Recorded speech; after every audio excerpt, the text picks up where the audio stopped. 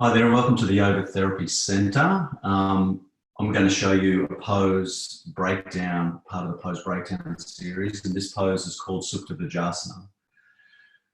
Or hero pose, so it's reclining hero pose. So I'm going to go through the full pose. I'm going to start with doing full pose first, and then I'm going to break it down in different areas on how you may be able to progress or regress through the pose. So what the pose is good for, it's mainly to fix knee injuries. So we're trying to lengthen the quad muscle so that we can fix the kneecap back up, so bring it in the correct place, as well as the shin, and I'll explain that as we go through. It's also a nice back bend for the lower back, depending on how far you get back. And we're blocking off a lot of the blood flow through the knees and the ankles so that we can clean out those joints once we release from the pose. So really good for hips, knees, ankles, and lower back. All right, so and stretching through the neck, and I'll show you that when we get into the full pose. So I'm going to show the full pose first, and then we'll go through all the regressions. So the full pose is making sure that you bring your knees towards each other and your heels apart. Okay, so I'll show you the heels apart. It's really important to have that. So you don't want to be sitting on the heels, you want them apart. So my heels are apart. Eventually, as you get stronger in this pose, the knees come towards each other. I need to make sure the knees stay on the ground, and I need them to lift up, otherwise I've gone too far back.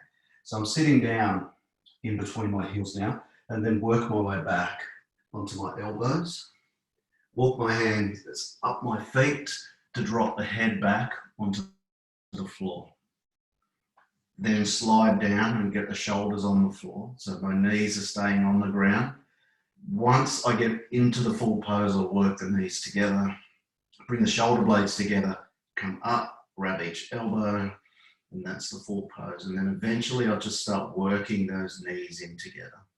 So I'm getting a really good stretch through the quads, into the lower back, so the top of the hips there, as the pelvis tilts back, and feeling a nice sensation through the knees and the ankles. So if you're feeling a different sensation, I'm going to show you all that, how to get through that. So that's the full pose right here. Coming out of the pose is really, really important. So you need to come out the way you went in, but nice and slow. So release the arms and then come up onto the elbows, work your way up, just exactly the way you went in. And it's really important to lay in Shavasana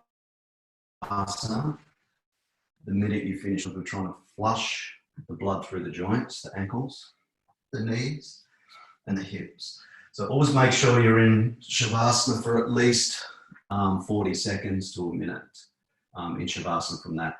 So I'm going to show you the pose now. I'm going to get Mary to show you the pose. So if it's too much for the knees, always do the regress version, which is one leg at a time. Okay, so never try and be a hero, even though it's called hero pose. Never try and be a hero. Just one leg at a time. So Mary's bent the right leg back and the left leg forward. And so she can go back as far as she wants to go, but we can't allow that knee to come up. If that knee comes up, that means she's got to come back up. So you need to come back up, but Mary's knee's down. That's about as far as she can go. So I'm going to get her to sit up, and I'm going to show you how to get comfortable in those areas. So with one leg, you might just want to put a nice cushion behind you and then come back into the pose there. That way you can stay in the pose for a good 3 minute, minute and a half either side, so 3 minutes all up. So Mary's going to come up again, and that's pretty much one leg. Now just remember, you can stay upright like that as well. And that's the one-legged pose. So after about a minute and a half to 2 minutes, you just switch sides to make sure that you're doing both knees. Okay, so now I'm going to show you the pose from a two-legged perspective. So Mary's going to get up on 2 knees. So remember, we need to sit in between the heels. Really, really important. And that might be enough for most people, and it certainly is for a lot of people, particularly if you've had knee injuries. You've got to be really careful with your knees and look after your knees. So if Mary turns around and faces the wall, I'm going to show you a few ways that you can get comfortable in this pose. So I'm going to get her to sit onto a block. And what that does is keeps the hips nice and solid. Okay, so then we're just focusing on the ankles and the knees. So sitting on a block is a good option to start if you're just progressing through this pose. So I'll get you to sit up, and I'm going to remove the block and then come down and sit onto the floor as far as you can. So again, that's the next section. So once the block's gone and you can bring your hips onto the floor, we go from there. And so then it's about building up the comfort. So this is a really good way to do it. Is if you've got a block and a bolster, it's really nice to place the bolster under there, the block up like this, like so, and then lay back onto the bolster. And again, 3 minutes in that pose will be enough.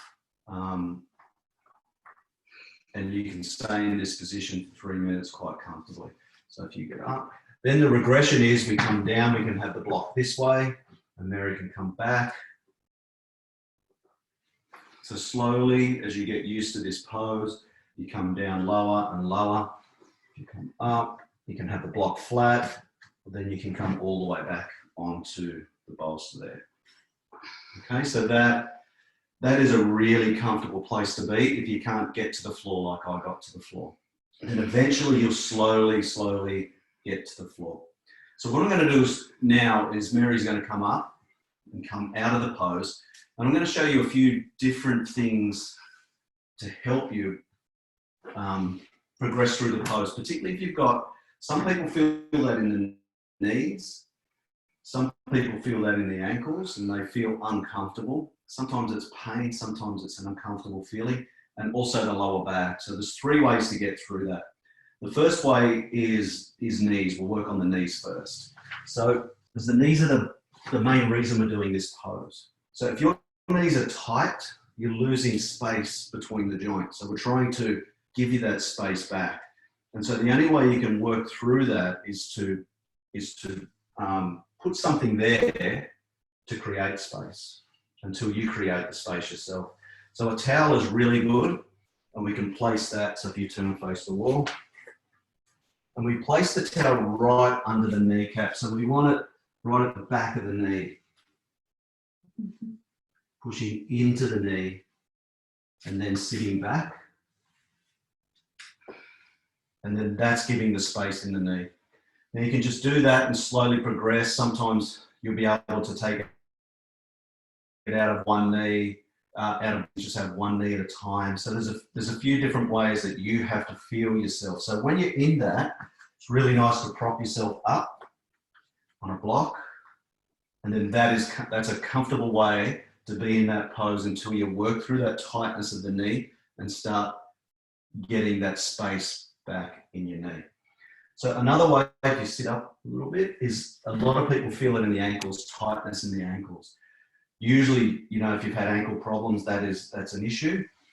Or sometimes you haven't got the space in those joints. So what we do is we get a blanket or something that's going to prop up those ankles. You place the tops of the feet onto the prop. Again, you want the feet out wide, come and sit down. And then that is going to take away that stress in the ankles. You can prop that up as high as you like, come down as low as you like. You can use a towel, you can use anything you think of that's going to prop your ankles up. So that's those ways. I'm going to release those now, because generally when you get rid of that, coming all the way back could be a bit of a problem. So bring the feet apart. You're going to come back. So coming back.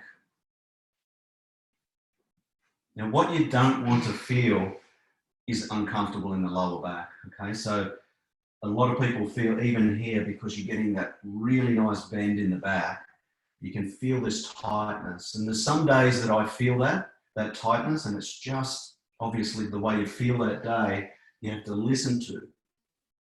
And so what we do with that is, if you come up, we place a cushion underneath that lower back and then come back nice and slow, and that's going to protect the lower back. Okay, so even when you get to the floor, like I got to the floor, using that cushion sometimes is really, really handy. And every now and again, I'll use the cushion when I've got a tight lower back. And that's usually just from sitting too much or driving too much. Your back feels that way, or it could have been something that you've done at work.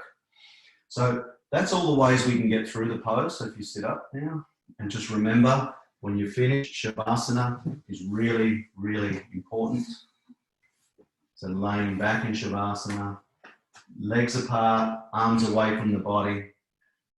Bring the shoulder blades together, chin towards the chest, and relax. Because we want to get that blood to pump through the knees and the ankles and the hips. Okay, so that's a really good way to fix any knee issues that you've got. Obviously, if you've got tears in the ligaments, etc., you need to not do something like this. But if there's general knee issues or general knee problems, usually stiffness, tightness, arthritis, anything like that, knees, hips, ankles, this pose, Supta Vajrasana or reclining hero pose, is perfect for. Time, you should be in the pose up to 3 minutes. That's usually your guide. If you can't last 3 minutes, make sure you come out, but try and progress to 3 minutes. Once you do it for 3 minutes, then start moving forward to 5, 6, 7, 8, and you can go all the way up to 20 minutes in this pose. Once you come out, you feel this fresh blood just pumping from the hips all the way down to the toes. That's what you want to feel. But remember, take your time getting to the full length of the pose like I did. I didn't do that in one day. I did that over many years. So take your time, use the props. And if you've got any questions, make sure that you email me or contact me to help you through it. But I think I've covered everything in this pose that's going to get your knees, ankles, hips, lower back all loose, open, creating space, and as less pain as possible. Okay, so thank you for watching. Again, any questions, always ask, let me know, and I'll get back to you. Thank you. Namaste.